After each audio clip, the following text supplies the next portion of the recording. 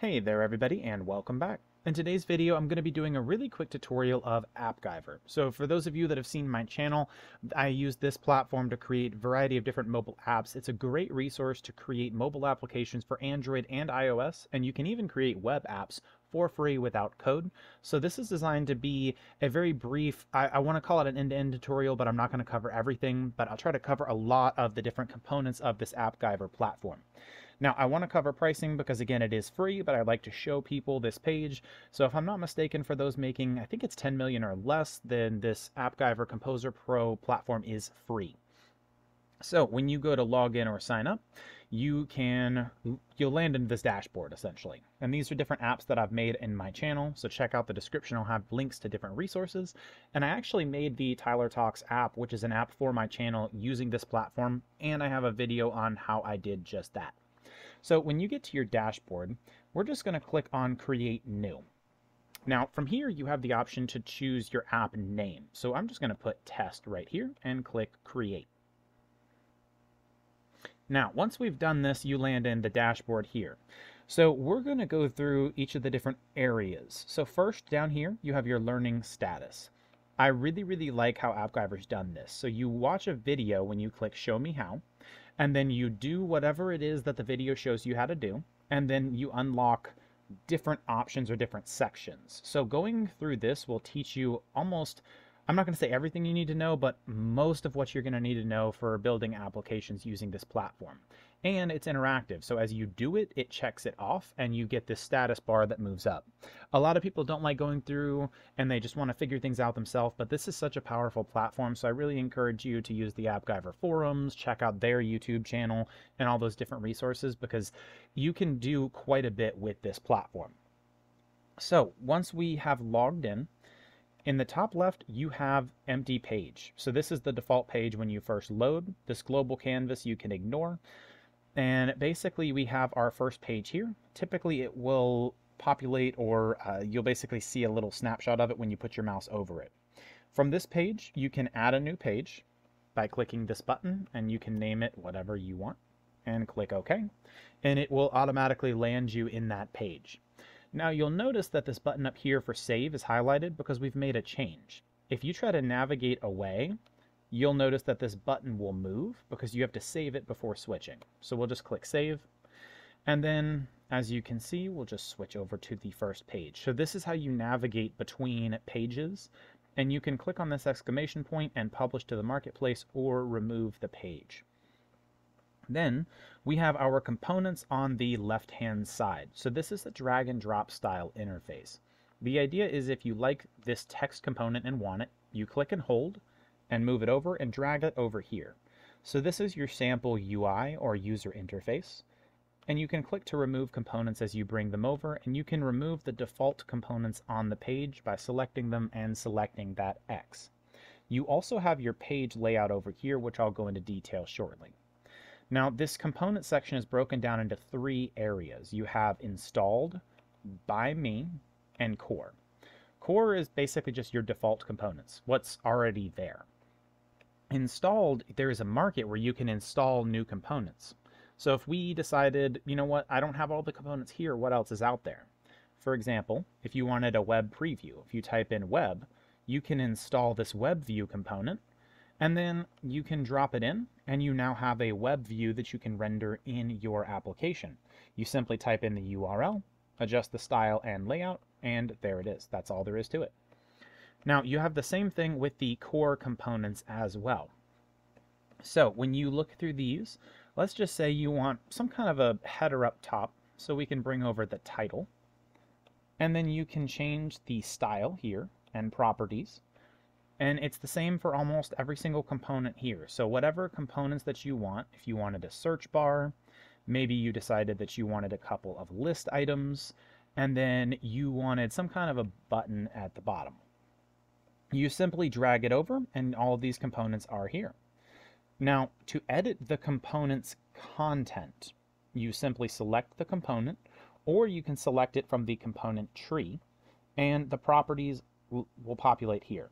So you have properties, style, and layout. So the idea here is, for properties, in the text field, you could just type in this is my app, and it'll update over here.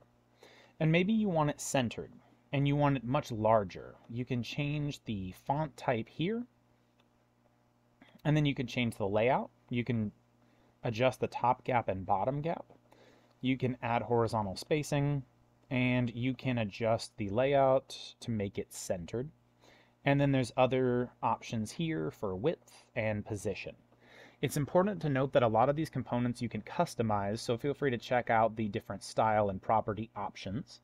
Now, one thing that I've covered in other tutorials, I won't go into detail here, but if you're using something like Firebase, you have the ability to do this repeat with option, to where if you have something outside of Appgyver, let's just say a bunch of different options, and you wanted to create a list, you can choose repeat with and select a data variable, which I'll walk through the basics of shortly, and it'll allow you to repeat this heading for every instance of a specific, like a document, for example, in Firebase.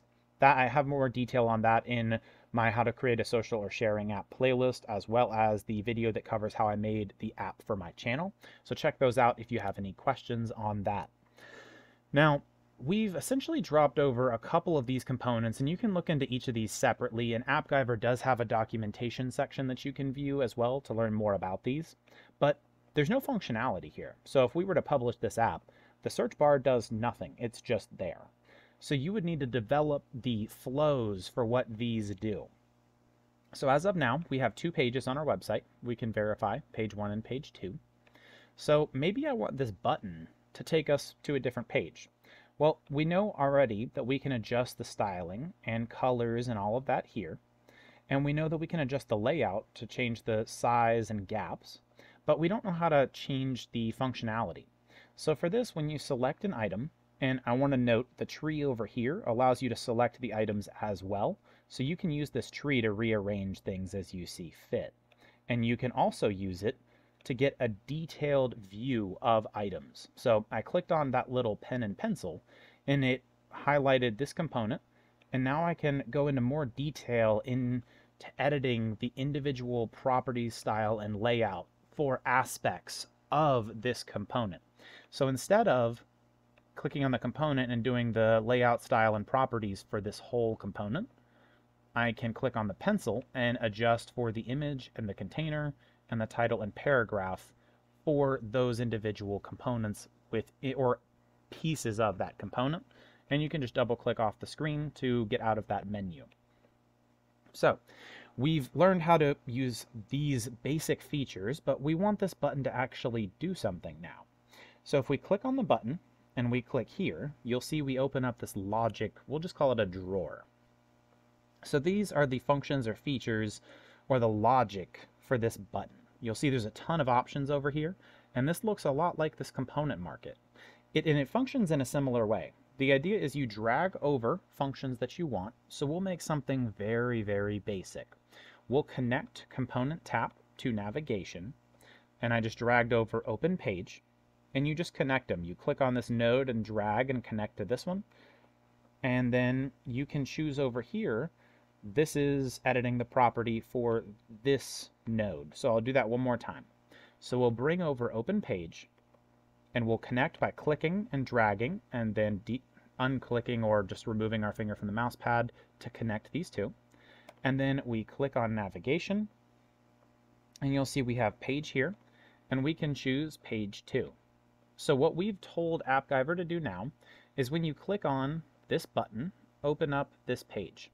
So that's really all that there is to it. Now, that's a very simple example. There are other options here. For example, if you wanted to learn about variables, which is the next thing we need to do, maybe we want to save a variable within the application. So I'm going to delete these, and we're going to add in an input field. So I'm going to bring this input field, and I'm having some trouble navigating, so we'll use the tree here. So we're going to make this input field, we'll put it here, and this button, we'll call this go to page 2. Now we have one input field, and maybe we want to store data that the user enters. So what we can do here is we can put in the label section, type something here for page 2. And then we can add variables at this point. So we've covered the components, we've covered the properties section. The properties section will adjust based on the function or component that you're in. And we've shown how to connect a button to transition to a new page. But maybe we want to store variables. So what we can do now is we can go to the Data tab. And you'll see we have a connector if you want to set up Firebase. We have file uploads, but we're going to stick with data resources for now. So you can add a data resource and you'll see tons of resource options. The idea here is this will enable you to send or receive information or store it. So you can do the REST API direct integration, which would allow users to send information to various databases using REST API. You could use the Google Firebase or Firestore connections or the data resource. So all of those can be configured, and you can check out my channel for additional resources for this. But what we're going to do is we're just going to try to keep this within this page and within this application. So we're not going to connect to Firebase. Instead, we're going to click on this little slider here, and you'll see we can add all of these variables. Now, if you add a data resource, you'll need to add that data variable to each individual page. So you'll just have to click here and choose the data resource that you've added, and that's all there is to it.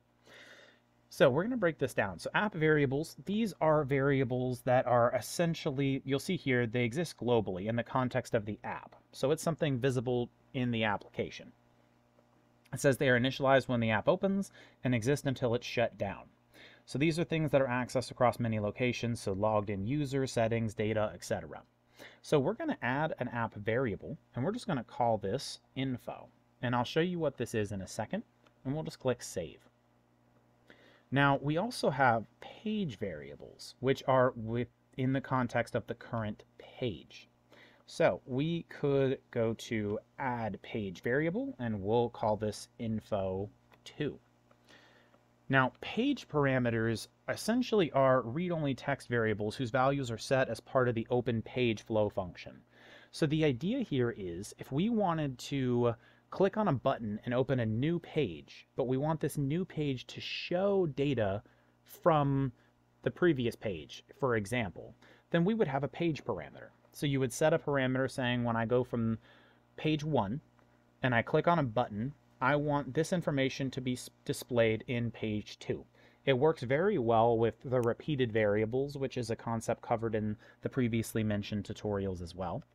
Then you have your data variables to add in data variables or data resources as a data variable to essentially pull that information, and then translation variables.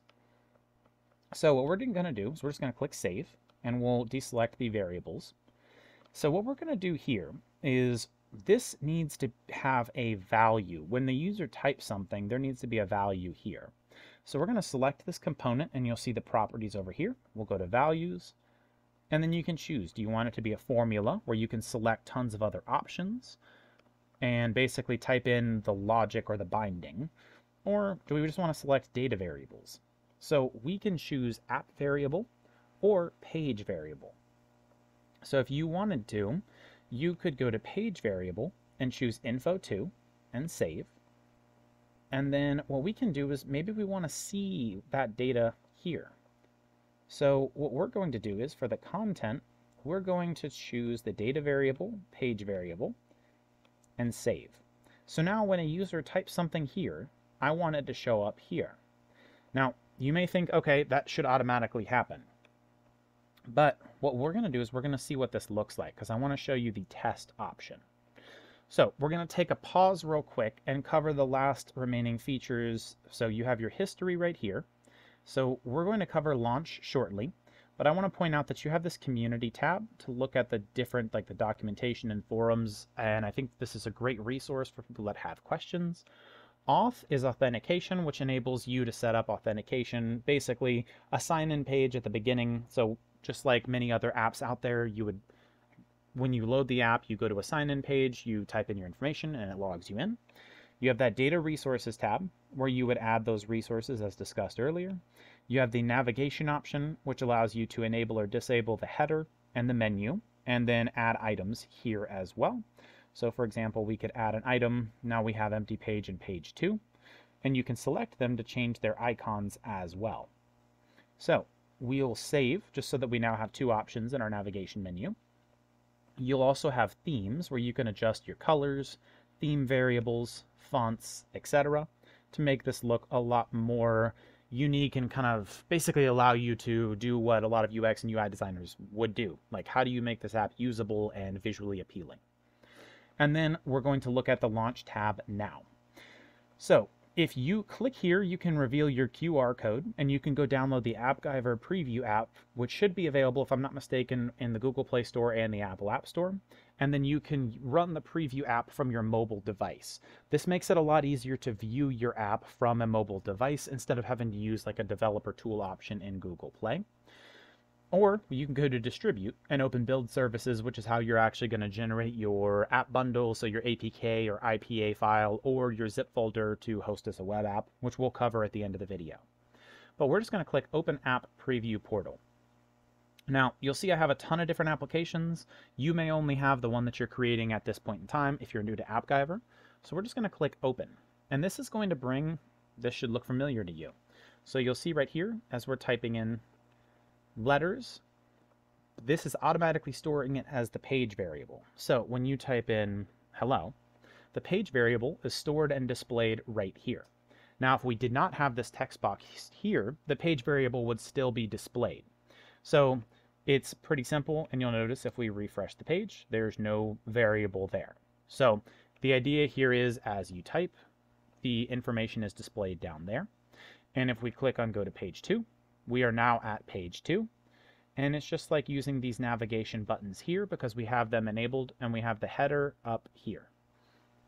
So that was some basics. Now, if you don't want to use the Appgyver Preview app, you can right click and click Inspect, and when you're here, you can, in Google Chrome at least, toggle the developer options, and you can actually choose your device type. So if you go up here, you can choose and view this as an iPhone X page, and you have tons of other options and features here. And you can look at this just like as if you're viewing from a mobile device. So you can ignore all this stuff over here. Just a really cool option for you. So what we're going to do now is we've seen how we navigate between pages, but maybe we want the variable here to be seen on a different page. So let's go ahead and set that up real quick. So if we have the variable here is being set up as the page variable, maybe we want to adjust. So when we go to navigate to this page, maybe we want to make this more complex. So you'll notice you can go to set your app variable, and then you can set, you'll see select app variable, and you can click save. So what you can do is you can delete this, and we can make a slightly more complex flow. So we'll move these, and we're going to connect this to here, and then this to here, which means this happens, and then this happens. If this fails to happen, this should not happen. Some of these components will have multiple nodes, which means, for example, if you have 2 nodes, if it works or if it doesn't work. So here's an example. As we're scrolling down, we have an if condition. And the idea behind the if condition is you have if it's true or false. So you'll see the condition right here, and the outputs, you'll see output at port 1 and port 2. The idea is you have 2 ports, so if something does happen or if it doesn't, or however you have it set up. But to keep this simple, we're going to set the app variable. So variable name, and then that is info. So this is the app variable. So if you remember, we have an app variable called info and a page variable called info2. So we want to go back here, and we're going to choose go to page 2, variables. We're going to set the variable name, and we're going to assign the value to the page variable info2, which means the app variable for info is going to be assigned page variable info2. And then we will open up page 2, and we will click save. So from here, we want to see that we've actually saved that variable correctly. So what we're going to do is we're going to click on headline, and we're going to change this and click data variable, app variable, info, save. And we're going to save this now. And now we're going to go back to our application, which should pretty much update almost instantly. So we have page 2. We're just going to type in this is the variable. And you'll see the page variable loads immediately. But we already know when we leave the page, that variable is erased. So we want to store this in the app. So we'll click go to page 2. And now you'll see we have this is the page variable. And if we refresh the page, it is gone because we've essentially closed the app or we've refreshed it. So that's your basic example of how to use variables. Now, if you want these variables to persist outside of the application, that is where you would configure your data resource and set up that API, and then you'll have those variables stored outside of the application, which will make it a little bit easier. But you do have your app variables, and page parameters. So the page parameters would be a way of sending your information from one page to another. So here's an example. If we go to page 2 and we get rid of this variable screen, and let's just start from a fresh page. We're going to move over variables and we're going to bring a page parameter in, and we'll call this test, and we'll click save. And then we can bring over some text, and we're going to choose the content, and I'll show you how to use the formula now. So we want to use the page parameter. So in the formula box, we'll erase everything. You can choose your app variable. If you notice right here, that's the info variable. Data variables, we don't have any. And you'll notice we have a page, so we don't have any page variables here, but we do have a page parameter. So we'll select that and click save, and we'll save this. Now, when we go back to our first page, when we select this button, what it's going to do is maybe we want to change things up a little bit. So when we open page 2, we don't need this variable anymore. We just want to open the page. Well, you'll notice now when we navigate to page 2, there's a parameter.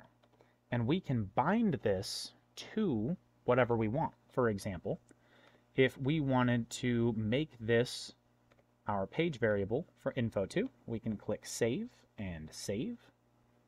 And now let's load here. So we're going to type in testing. And when we click go to page 2, you'll see it says testing here. And when we refresh, it still says testing. So that's a way of basically saying whatever the content from this page is, I want to carry over. So it looks very similar to saving it as an app variable, but it gives you a different way. So for example, if you wanted to store things in a data resource like I do in the socialist sharing app playlist, as well as the playlist that covers how to make the application for my channel. I don't know if I covered the page parameters very much there or at all, but the idea is this is passing information to a different page, but you could use your data variables and kind of mix things in. So these can be variables that exist outside of the app that you're pulling in and sending to other pages. So it's a really, really interesting concept that I would recommend looking into more as well. Now, that covered how to use the basics of variables, and then again, you have all of the properties over here. You have the ability to view from this menu here to look at different applications and different options. So that's one thing to note. You have your percentage of zoom right here. So we've covered your components, your navigation menus up top, your exit app, which is basically just taking you back to your home screen, all of the options down here. So that is Appgyver in a nutshell. The last thing to cover is the build services. So if we go to distribute and click open build services, you'll see that we have this sample page here. So we want to build for any of these three services. So when you go to iOS, you're creating your IPA file. When you go to Android, it's creating a zip folder with your bundle and your APK file. And your web app is creating your zip file with all the contents that you can host elsewhere. The idea here is you're going to click configure for each of these perspective items or options. So we'll click on configure for Android.